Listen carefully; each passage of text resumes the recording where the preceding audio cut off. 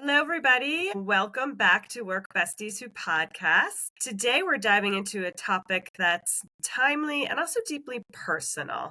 It's something that many have probably had happen to themselves or maybe know of other people, and that's identity theft. We're going to discuss how this can impact you and those around you. And we're going to do that today with our guest, Dr. Joan. She's here to guide us through the emotional and spiritual recovery process that often gets overlooked when you're dealing with any type of identity theft or financial problems. So Joan comes with us with many years of experience. She's a transformational guide. She's an advocate for personal empowerment and just an all-around amazing individual who will help us understand some practical tools and holistic healing. Hi, I'm Claude. And I'm Jess. We are corporate employees by day, entrepreneurs by night, and work besties for life. Join us as we explore how work besties lift each other up, laugh through the chaos, and thrive together in every industry. Work besties! Welcome. Wow, what a great introduction. I'm really excited to be here. And the funny part about it is I'm looking at the two of you. I actually feel like one of your besties coming on, even though we just met. Yeah. It's the aura going through. Yes, the energy. It's like, okay, I want to spill my heart out here. Perfect. It's working. Well, we're so excited to have you. I found your background and your journey so fascinating. So if you wouldn't mind giving our listeners a little bit of details on kind of who you are and how you got to what you to this kind of part of your career.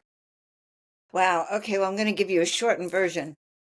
My entire life, I was always, I'm a Pisces. I had a lot of empathy and compassion for people. I have wanted to heal people my entire life. If you were hurting, and even as a little girl, if I could put my hands on you, I would be happy if I could make you feel better. And I spent my whole life trying to make people feel better. And ultimately, I became a chiropractor, which allowed me to do hands-on healing and take care of people. I discovered two things as a chiropractor. Number one, my hands really knew what they were doing, far more than my mind, because if you chatted to me while you were on the table, my hands knew what was going on with you. My mind did not. But the second thing I learned is that I just learned the gift of really helping to support and raise people's vibrational energies, no matter what. So all that worked well until I had a boyfriend that turned out to be a cheat, a liar, and conned me out of $500,000, leaving me and my kids destitute. Now, Wow. we did break down, just so you know, lost everything. But my kids and I started to come together. I knew I needed to get back to masterminding, which is what I did in my office. We came together and we formed a group we called the Miracle Makers Club. And so we called ourselves the Miracle Makers Club, and we set out to create miracles on our life so that we can have a better life. Now, I went on to write a book. I went on to win millions of dollars in a lawsuit because the kids actually helped me with this miracle mastery. And I launched my book as Miracle Makers Club. And after that, I started really teaching people how to make miracles in your life. And at one point, I received instructions to paint 33 angels in 30 days, which got me named Joan of Angels. And Lord knows, here I am. Now, in the past year, I've come to realize that my whole entire structure is being hacked. 3 people using my social security number that I know of. I caught someone trying to get a loan right in front of my eyes. I caught someone not only hacking my computer, but they got into my password protector, and I watched them put dirty words as my passwords. I'll never forget, I actually watched a password. Granted, it was like a stupid password that I'll never use again, but they're changing into some sex thing. Could not believe that. So I woke up to the fact that doesn't matter how angelic I might think I am, there's a world down here that I have to pay attention to.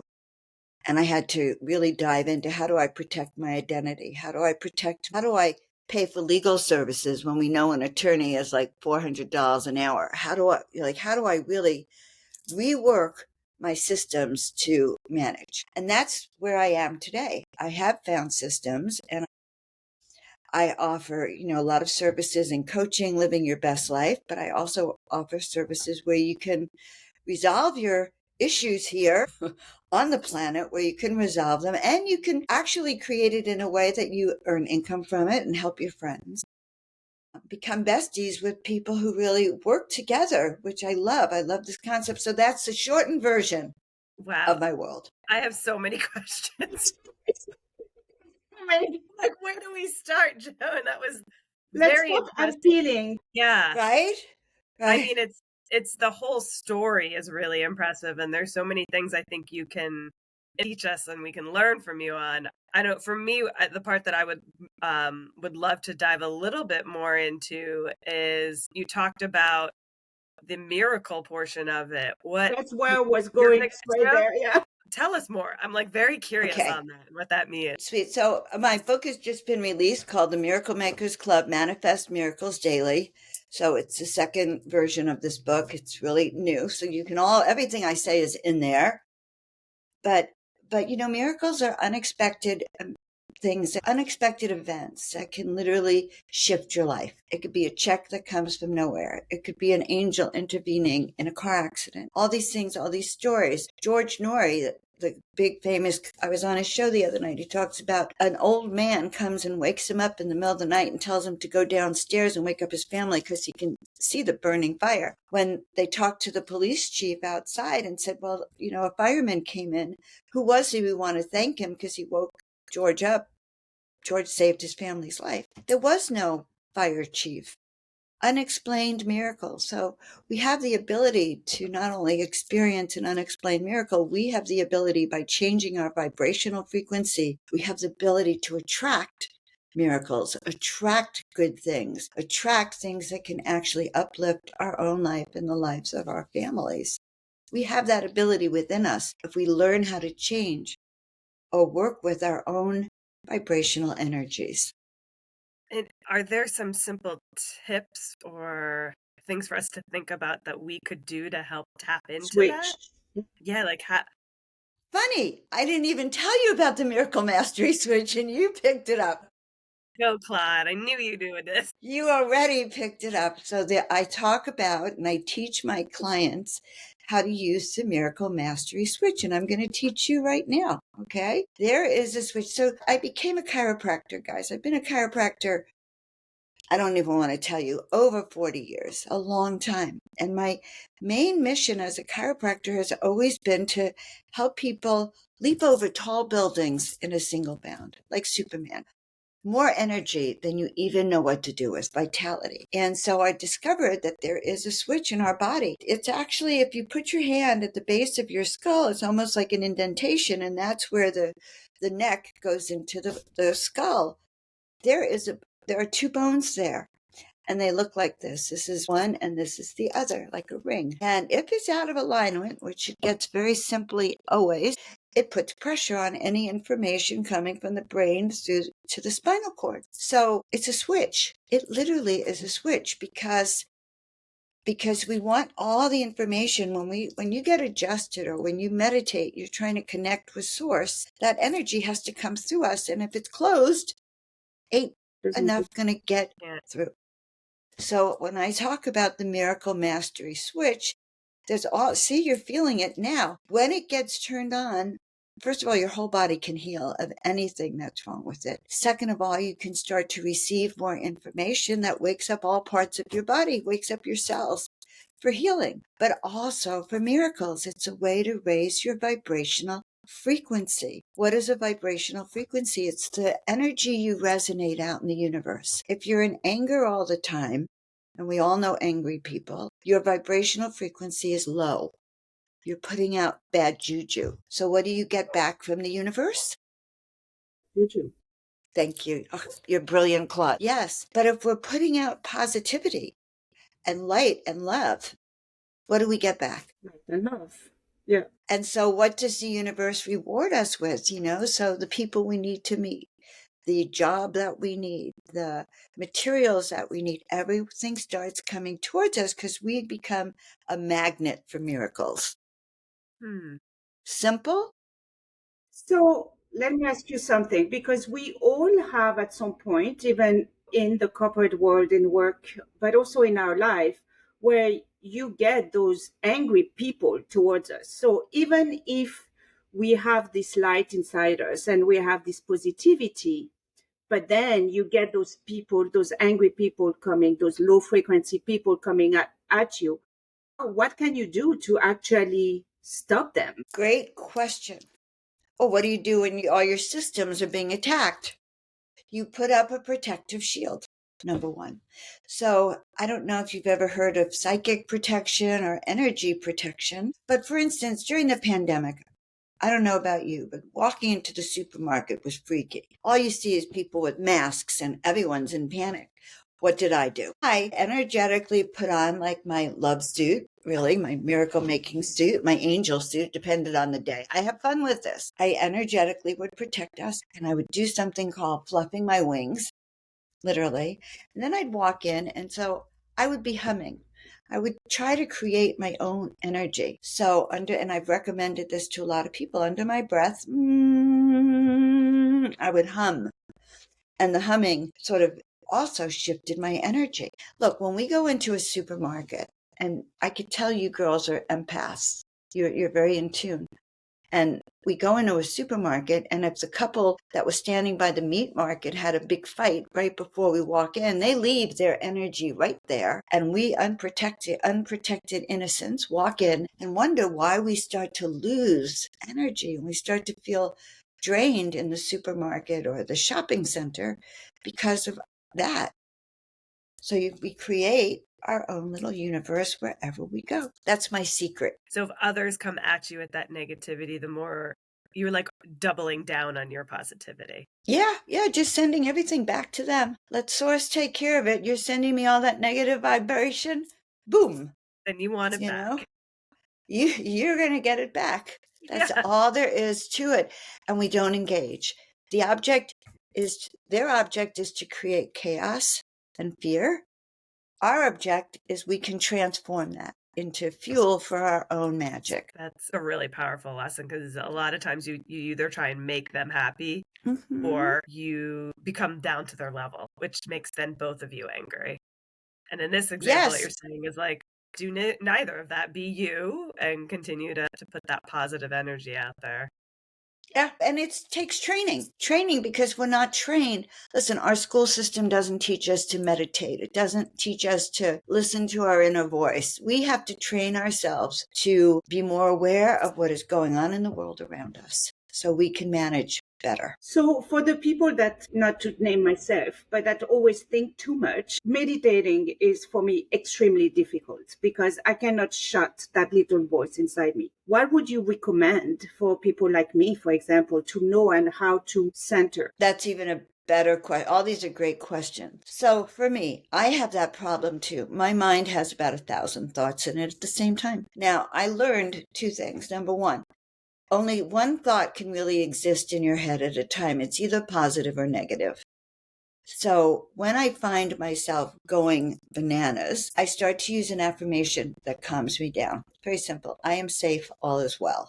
And I'll repeat it about 1,000 times if I need it, if I'm that out of balance. But there's something I do with my meditation. This is how I began to meditate because I couldn't focus either. I had 1 or 2 decks of oracle cards. They were all about angels. And I would sit down with my coffee in the morning and go into a quiet space, light a candle. So I told myself this is special.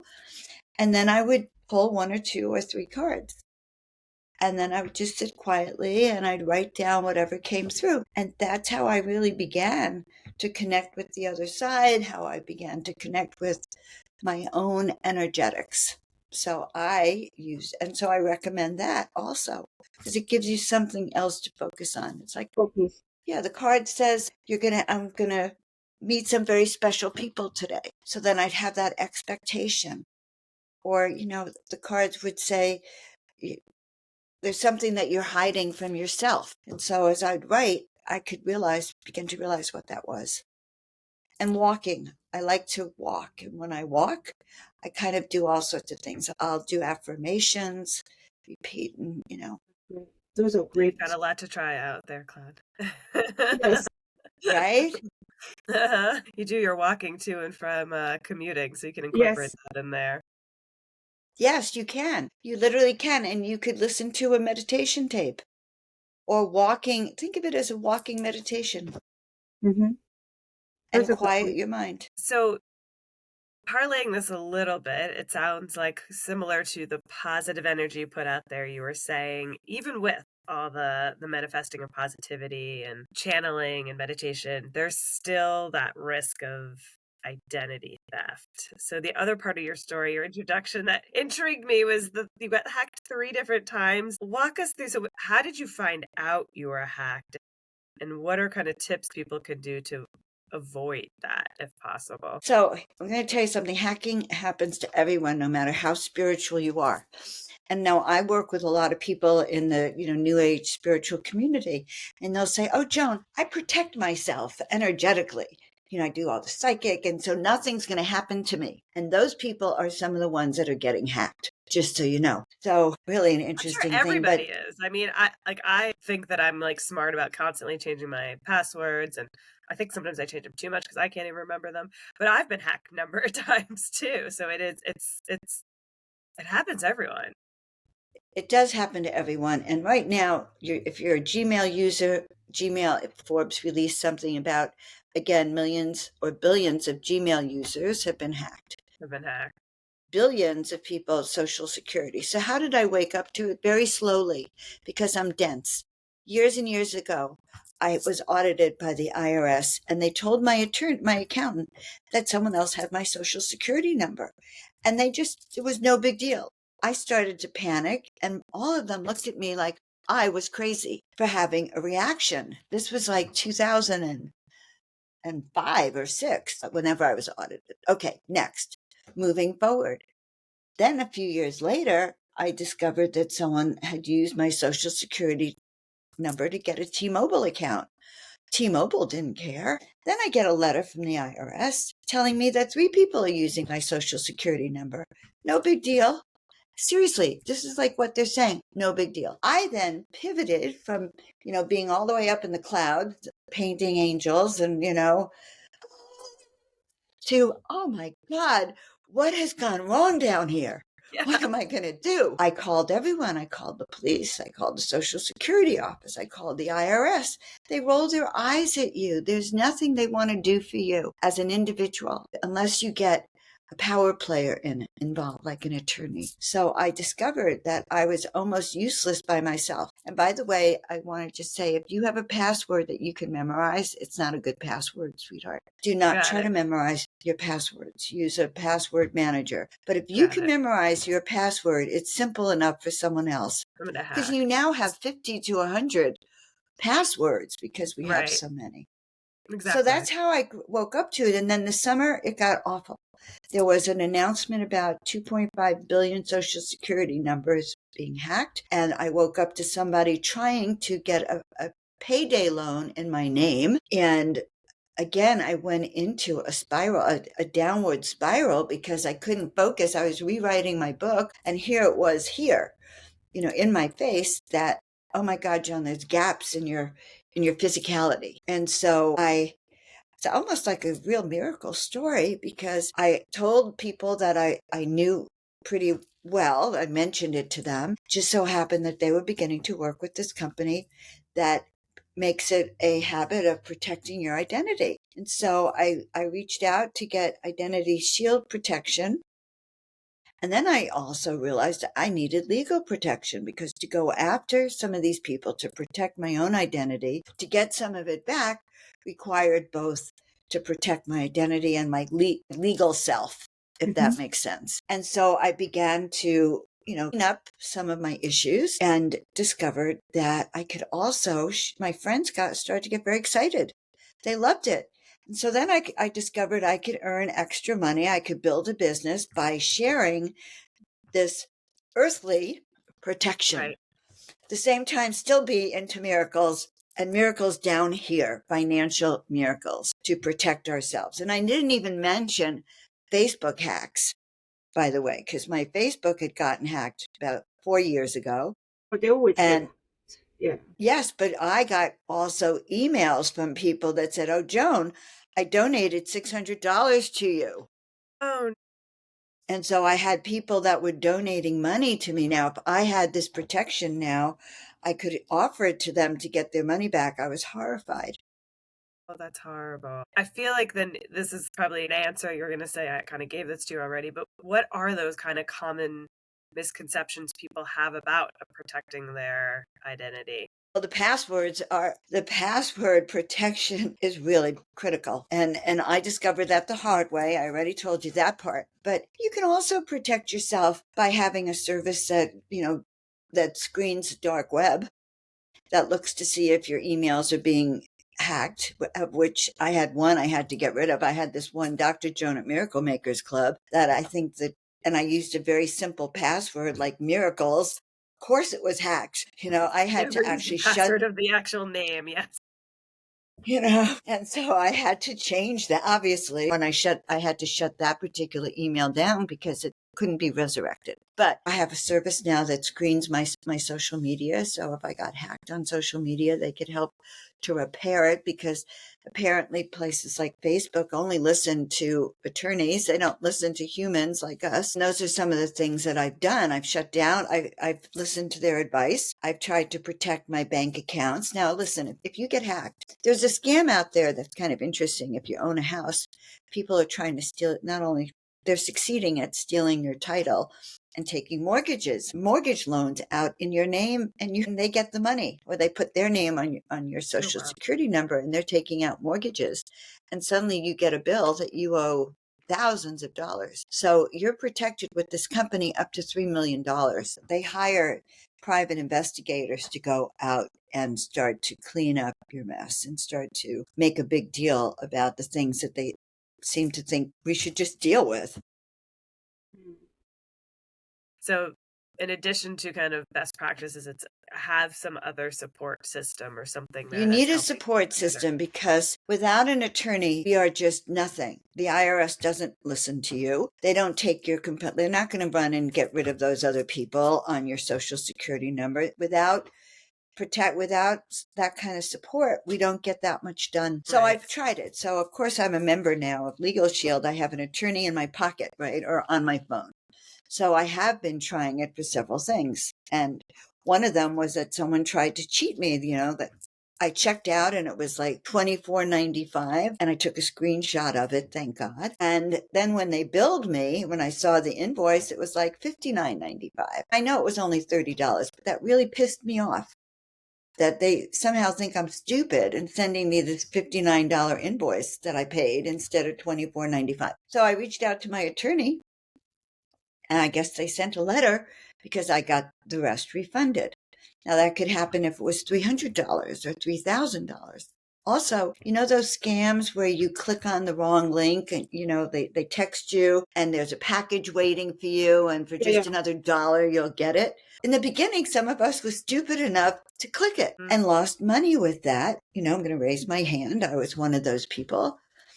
Or click on an email. Like 2 weeks ago, I got an email from Norton that looked so real, telling me I owed money on my old Norton account. I was like, I actually called them. So even educated people can get scammed. So especially they are getting more and more intuitive and very smart. They are elevating their game. Yep, so it's scary out there.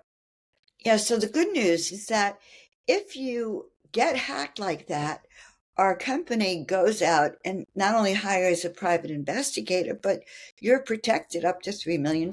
So if someone takes out a loan in your name, worst case scenario, they're going to either erase that, they're going to get that erased, but God forbid not, you're going to get reimbursed. So that has really been helpful for many, many, many people. They'll also restore your identity. Like if there are people out there attacking you, like let's say someone didn't like your Besties show, and they start attacking you, the ID Shield actually scans the web for negative comments about you.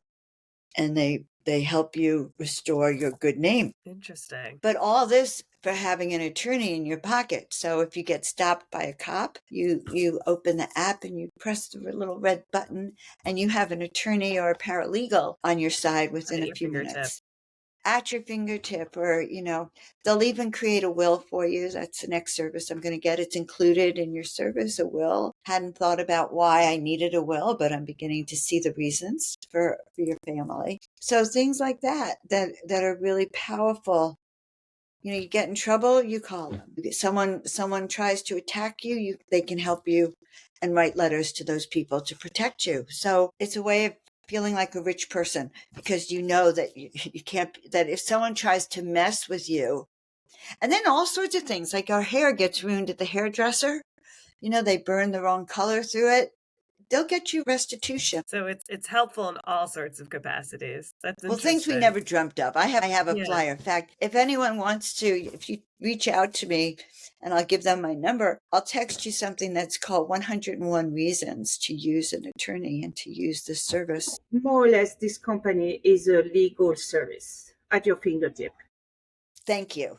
Yes. And the saying is, like, you have an attorney in your pocket for usually under $1 a day. Like, I spoke to a friend of mine who just had shelled out $1,500 to an attorney to help protect. Yeah, I guess someone was trying to badmouth their company or whatever. And he's like $1,500, fee to the attorney, where he'd still be paying, he'd have like a couple of years of service for everything with this. So yeah, but more important, it's also a way to work with your friends. I have one of my best friends that I'm working with. We've brought in other close friends, and so we're beginning to mastermind together and kind of collaborate, just like you two do. So and starting to make money together. And that is even more fun than ever. So let me ask you something. Like, you say that this company is with friends, but are your friends lawyers? So No. I'm trying to understand how it works, right? They're like me. What am I? A chiropractor / coach, consultant, miracle maker, and artist. And now I'm a legal advocate for people. Okay. So you can add it on and tack it on to anything you're doing, and add it as an extra service in a sense, because we're letting people know that they not only need this kind of protection, but that they can make money sharing this kind of protection with their best friends or with other people on the world. Not everyone on my team started off as a best friend. So what's your relationship with those friends? Because you say that you didn't start as friends, but then became friends. How did that relationship started? I'm a people person. I'm a people person. So I talk to everyone. First of all, I've discovered that I would say, I think I read some weird statistic that something like 70% of all people around the world have experienced hacking, or the civilized world. We have the web, we have advanced institutions. So everyone's been hacked, at least, even if they don't know about it. So number one, but I talk to people, my Uber driver, that we have a program for Uber drivers. So I talk to my Uber driver. So I'm constantly talking to people. The restaurant I went down the street, I'm putting him on the Legal Shield, because we have plans for individuals, families, and business owners. We have great plans for business owners. So I just talk to everyone. And then once you start talking to people, and they start decide, oh yeah, I want to sign up to work with them. Then I like to keep talking to people, help you brainstorm. How can we my whole thing is, how can we transform our lives together? How can I help you?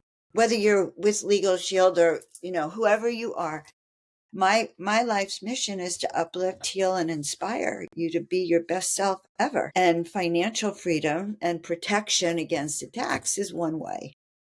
So, Joan, you're hitting on, I think, the part that I found most fascinating about your story, too, is that in addition to being a legal advocate, you also were there as the emotional and spiritual healer after. Because I think the part that people don't talk about when you're dealing with identity theft, especially the financial portion and the burden of it, is the either guilt or embarrassment that people might feel, and giving those individuals some type of tools or ways to overcome that are never a part of, right? Even if you do have a lawyer and can pay for the lawyer, that's not going to be a part of the service. So I'm curious, from your kind of holistic approach, what are ways or things that you recommend to someone who is trying to recover from that emotional violation of sorts, if you will? It is. It's like a psychic rape. It's an attack on you. It feels terrible. It feels like being out of control, and it's an attack on our very being.